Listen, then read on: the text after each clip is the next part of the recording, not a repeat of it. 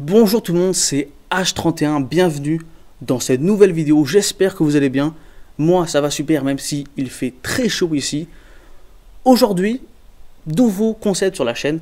C'est vrai que ça faisait longtemps que je voulais faire des analyses, que ce soit sur des films ou des séries. Et je me suis dit qu'aujourd'hui il était temps que je le fasse.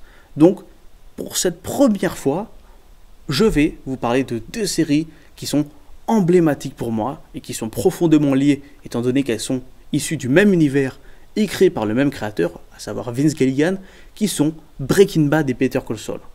Et pour moi, ces deux séries sont très intéressantes, notamment à cause de leurs deux personnages principaux. En effet, Walter White et Jimmy McGill sont deux personnages avec deux destins différents, mais qui finalement sont profondément liés. D'un côté, on a Walter White, un professeur de chimie calme et frustré, qui va peu à peu se tourner vers le trafic de drogue après avoir appris qu'il était atteint d'un cancer.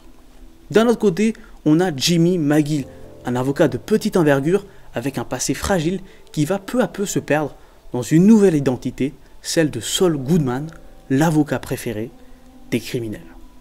Dans les deux cas, les personnages finissent brisés. Pourtant, leur parcours, leur motivation et leur façon d'affronter le monde sont radicalement différentes. Et c'est ce contraste qui, personnellement, rend pour moi ces deux séries hyper captivantes. Dans cette vidéo, je ne vais pas seulement essayer de mettre en place une comparaison assez basique entre les deux personnages. Je vais essayer, je dis bien essayer, d'approfondir et d'expliciter ce que raconte le parcours de ces deux personnages sur les thématiques de la reconnaissance, du pouvoir et de l'identité. Pour cela, je vais juste faire un truc un petit peu scolaire. Je vais vous poser une question à moi-même et à vous, spectateurs. Qu'arrive-t-il à un homme lorsqu'il se sent effacé, négligé ou encore rejeté par les autres? D'un côté, nous aurons la rage froide, celle qui s'accumule jusqu'à tout détruire sur son passage. Et puis de l'autre, nous aurons la douleur profonde, mais enfouie sous une façade d'humour et de cynisme. Ici, on aura le droit à deux hommes qui vont peu à peu se perdre en croyant au contraire se libérer. Au début de Breaking Bad, Walter White nous est présenté comme un homme résilié face à son destin. En effet, ce dernier est incroyablement intelligent mais manque d'un statut glorifiant. Il est professeur de chimie dans un lycée où ses élèves ne le respectent même pas et pour rejoindre les deux bouts, il est obligé de faire un second travail dans un car wash. Tout ça est enveloppé par l'ombre d'un passé professionnel qu'il a laissé derrière lui. En effet, lorsque Walter était jeune, il a cofondé Grey Matter, une entreprise qui désormais vaut des milliards de dollars. Ses amis, qu'il côtoie toujours, sont multimillionnaires alors que lui peine à joindre les deux bouts. Même au sein de sa famille, Walter White est tout aussi invisible. Skyler, sa femme, prend toutes les décisions à sa place et Hank, son beau-frère, l'écrase involontairement par son statut d'agent de la DEA et sa confiance en lui-même. Walter est donc devenu l'ombre de lui-même, c'est-à-dire un scientifique brillant, mais que tout le monde a fini par marginaliser. Lorsque le diagnostic de son cancer frappe, un changement s'opère chez Walter. Cela devient à la fois un prétexte et un déclencheur pour un besoin qui a été longtemps enfoui. Celui de reprendre le contrôle de sa vie. Il ne s'agit pas alors de seulement assurer l'avenir financier de sa famille comme il le prétend, mais surtout de prouver qu'il est encore en vie et qu'il est toujours capable d'accomplir de grandes choses, même si cela implique d'être dans l'illégalité. D'un autre côté, Jimmy McGill cherche également sa place dans un monde qui le rejette. Mais contrairement à Walter, ce dernier ne cherche pas la reconnaissance par la force ou la grandeur. Ce qu'il désire vraiment, lui, c'est d'être reconnu pour ce qu'il est devenu, passant d'un passé d'escroc à celui d'un homme meilleur qui fait tout pour s'introduire dans le système juridique et devenir un avocat respecté. Pourtant, malgré ses efforts, il est constamment ramené à ce qu'il était. Surtout par son frère Chuck, qui représente à la fois l'élitisme intellectuel et le rejet le plus personnel. Lorsque Jimmy réalise que peu importe ce qu'il fait, il ne sera jamais vu comme l'égal de son frère, il craque. Il décide d'arrêter d'essayer de gagner le respect des autres et va peu à peu changer de persona. Il va peu à peu devenir Saul Goodman, un personnage construit sur la provocation l'humour, l'exagération et le cynisme. On a là deux visions différentes. Walter White cherche le respect par la domination, tandis que Jimmy cherche l'acceptation, mais finit peu à peu par embrasser le déguisement que tout le monde semblait attendre de lui. Dans les deux cas, les hommes émergent d'un même vide existentiel, celui d'être marginalisés, et vont finir par y répondre par des choix radicaux qui vont changer leur vie à jamais. Dans l'épisode 6 de la saison 1 de Breaking Bad, Walter White opère un changement physique. Il se rase la tête et décide de pénétrer dans le repère de Tuco Salamanca et faire exploser son labo afin de s'imposer en tant que Heisenberg. C'est à partir de là qu'il embrasse son alter ego, Heisenberg, qui n'est pas seulement un masque. C'est une nouvelle identité qui traduit toutes les choses que Walter White a refusées jusqu'à maintenant. C'est un personnage qui décide d'imposer sa volonté, d'agir et surtout de triompher afin de ne plus se positionner comme une victime. A l'opposé, Jimmy façonne Saul Goodman comme un écran de fumée.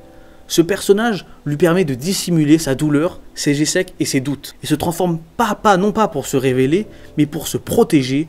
Saul devient alors une armure, une façade exagérée qui lui permet de s'éloigner lui-même des gens et de ses propres sentiments. Cependant, au fur et à mesure qu'il s'enfonce dans ses rôles, ni Walter ni Jimmy ne contrôlent ce qu'il commence à devenir.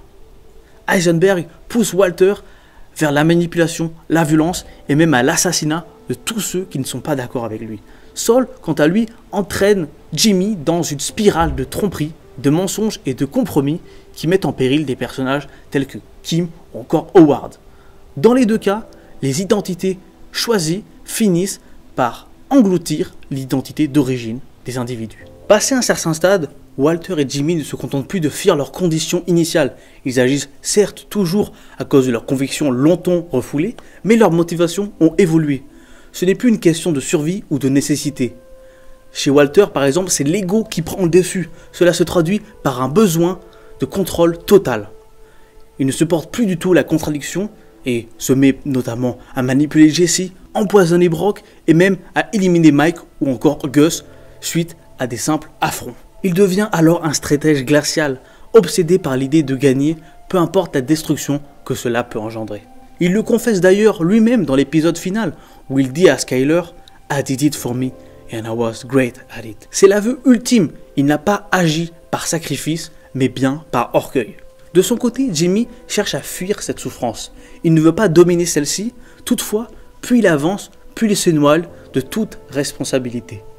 Par exemple, le plan qu'il concocte avec Kim contre Howard est censé être une simple manipulation juridique, mais finalement, cela va mener à la mort de ce dernier, tué par la Lo Salamanca. Cette mort, elle marque un tournant. Kim s'éloigne de Jimmy et ce dernier s'enferme définitivement dans son rôle de Saul. À ce moment-là, il ne cherche plus à réparer, ni même à comprendre, il veut juste oublier. Dans les deux cas, leur identité secondaire leur ont donné un sentiment de puissance, même si malgré tout ça, elle a aussi détruit tout ce qu'il y avait de sens autour d'eux. Les dernières scènes de chacun des deux personnages illustrent parfaitement leur évolution. Walter meurt dans un laboratoire, entouré de machines, au cœur de son œuvre. À ce moment-là, il vient de se débarrasser de ses derniers ennemis, libérer Jesse et à assurer la sécurité financière de sa famille. Il meurt alors seul, mais dans une position de force. Ce n'est pas un rachat, c'est une sortie maîtrisée. Il s'éteint en tant qu'Heisenberg. Jimmy, quant à lui, prend un chemin opposé. Dans le dernier épisode de Better Call Saul, il abandonne son identité de Saul Goodman et s'exprime avec sincérité, confessant ses erreurs devant le tribunal. Il accepte une peine sévère et surtout, il redevient Jimmy McGill. La dernière image où il partage une cigarette avec Kim résume tout. Il est à la fois emprisonné, mais a enfin trouvé la liberté intérieure. On peut donc dire que Walter sort en affirmant son nom, tandis que Jimmy, lui, s'efface pour retrouver son identité. Breaking Bad et Better Call Saul ne se contentent pas de raconter deux histoires distinctes. Elles résonnent avec nous à un niveau plus profond. Ces deux séries explorent ce que nous faisons lorsque nous nous sentons inadéquats, lorsque le monde nous ignore et lorsque l'échec ou le rejet façonnent notre identité. Walter représente le péril d'une fierté incontrôlée. Il choisit de tout détruire sur son passage juste pour se sentir vivant. Jimmy incarne la lutte de quelqu'un qui se cache derrière une façade, perdant finalement de vue qui il est vraiment. Pourtant, la différence cruciale est que Jimmy finit par affronter la vérité. Il accepte son passé et c'est ce qui rend sa chute plus accessible et digne. Pour conclure, on peut dire que Breaking Bad et Better Call Saul offrent deux tragédies complémentaires, mais aussi deux leçons essentielles. Être ignoré, rejeté, incompris peut être une douleur abyssale, mais c'est notre manière d'y répondre qui détermine le cours de notre chute ou de notre salut. Voilà, sur ce, cette analyse est terminée. J'espère qu'elle vous a plu. C'est vrai que voilà, c'est un essai, j'espère que ça vous convaincra. J'aurais pu parler de plein d'autres personnages de ces deux séries qui développent chacun des arcs qui sont aussi très intéressants. Je pense par exemple à Gus Fring qui vraiment a comme pour thématique la vengeance, Mac qui est surtout le regret, la rédemption, ou encore Kim Wexler aussi, il y a plein de choses à dire sur elle. Voilà, donc si vous voulez que je fasse une vidéo analyse peut-être sur d'autres personnages, ça pourrait être intéressant, dites-moi dans le commentaire si ça vous intéresse. Sur ce, n'hésitez pas à vous abonner, à liker la vidéo si ce n'est pas déjà fait, et nous, on se dit à la prochaine. Ciao tout le monde.